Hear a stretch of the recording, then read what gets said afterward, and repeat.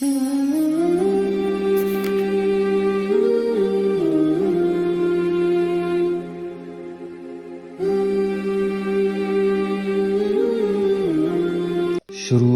کا نام لے کر جو بڑا مہربان نہایت رحم والا ہے۔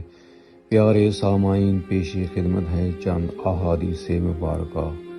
حضرت ابن عباس رضی اللہ تعالی عنہ فرماتے ہیں کہ نبی کریم صلی اللہ علیہ وسلم نے جانوروں کو آپس میں لڑانے سے سخت منع فرمایا ہے۔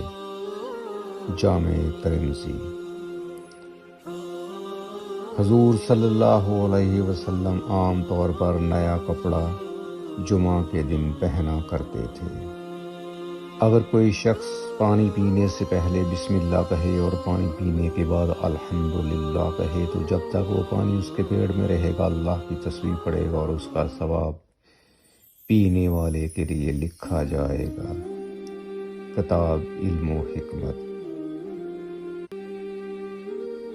جو شخص اس حالت میں مرے کہ اللہ کے ایک ہونے اور میرے رسول ہونے کی گواہی دیتا ہو اور یہ گواہی سچے دل سے ہو تو اللہ کریم اس کی مغفرت فرمائے گا۔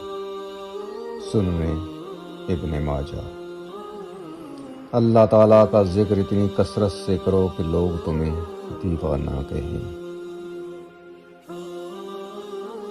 نبی کریم صلی اللہ علیہ وسلم نے فرمایا، مسلمان کا صدقہ اس کی عمر میں اضافہ کرتا ہے اور بری موت سے بچاتا ہے اور اللہ اس کے ذریعے تکبر اور فخر کی بیماریوں کو زائل کر دیتا ہے۔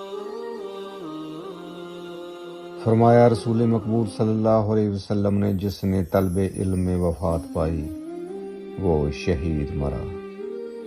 شرم و حیا اور جھوٹی غیرت کے تحت رشتے آنے کے انتظار میں بیٹھنا غلط ہے۔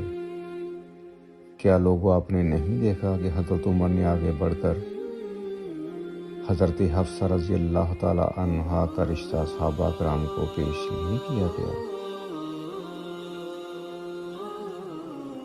رسول اللہ صلی اللہ علیہ وسلم جب معراج پر گئے تو اللہ تعالیٰ نے فرمایا، حدیث قدسی ہے، لڑکیوں کے باپوں سے کہہ دیجئے کہ لڑکیوں کے ہونے سے دل تنگ نہ کریں، انہیں میں نے ہی پیدا کیا ہے اور میں ہی انہیں رزق دیتا ہوں۔